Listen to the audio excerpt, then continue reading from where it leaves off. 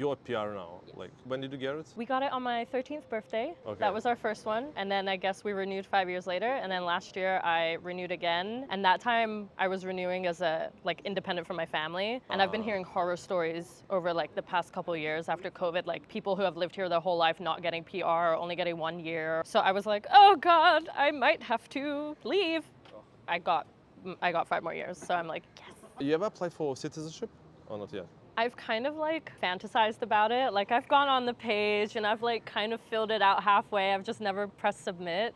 I don't think I will apply for citizenship just because I want to withdraw my CPF.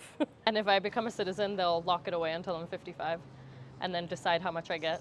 But I would rather have control over that money. So yeah. And I also don't think I'm going to get married here or settle down. So the whole like putting my CPF money towards like BTO is just not in my future. So no, I don't think I'm gonna be a citizen. I think you're very Singaporean when you first start talking about like CPF and all this like money related stuff. Yeah. You know what I mean? We're It's all like very money focused here, hey? Yeah, the heat, money, how I'm gonna retire, that's like the top 3 things we think about. You're fantasizing about, it's so funny, fantasizing about having the passport, Singaporean passport.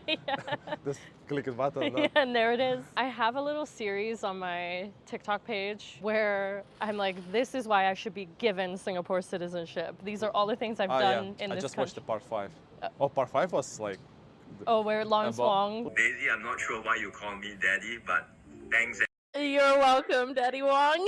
Lawrence Wong. Yeah, he It's like wow. replied to one of my comments. Hey, he's like right over there, right? I basically was like, what are some things I've done here that I feel have made me like quintessentially Singaporean that like my friends have never? So I performed for National Day a few times. So I feel like that in itself, I should have just been handed a passport immediately. Some other things are just like dumb. It's just like a dumb little series that I think is quite entertaining. And it's funny actually, because people recognize me for many different things on TikTok, but recently a lot of people are like, hey, have you got your citizenship yet? Hey, wait, aren't you the girl who's like trying to get citizenship? And I'm like, yes I am. But deep down I'm like, no, I'm not. British citizenship and Singaporean citizenship, what would be pros and cons for you? God, the British passport's going down the drain, but the reason why I won't give it up is because free healthcare. So, you know, even though I don't think I'm ever gonna like end up back in the UK, I think if, touch wood and every wood ever, if anything were to happen, even though you have MediSave here, it's not gonna, like the age I am and the amount I've contributed to it, it's not actually gonna cover that much. So if anything like long term was gonna happen, I would need to like have treatment for something for a long time, or anyone in my family, we would go and do it in the UK instead because it would be free. But I think in terms of like strength in the world and economical standing, Singapore is definitely a lot stronger. Even when I went to Bali, as the borders opened, and I know that's very white of me to do, but I did. And I remember we got to the visa on arrival, and all my Singaporean friends just like walked on through, and I was like, I'm PR, I'm gonna walk on through. And then they were like, ma'am, stop. You need to go and pay $50. And I'm like, what do you mean? I'm a PR of Singapore. Like, I have lived in Singapore my whole life. They're like, no, but you have a British passport. You need to go there. I'm like, I haven't even lived there, and they want me to pay $50 whole. Big Ben or MBS?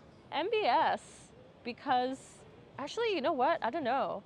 Big Ben is cool because the bells are like manually pulled still to this day. And obviously the architecture and the structure of it itself is so intricate, and I love attention to detail. But MBS is just like cooler. London Tube or MRT? Oh my God, MRT. Whoever says London Tube needs to actually take the MRT, because it's so much bigger. It's so much more efficient. I haven't done, what's the new line in London? The Victoria line or the Elizabeth line or something? That is supposed to be like the MRT. Like the cleanliness and the size of the train and the modern features is like more MRT, but MRT 100%.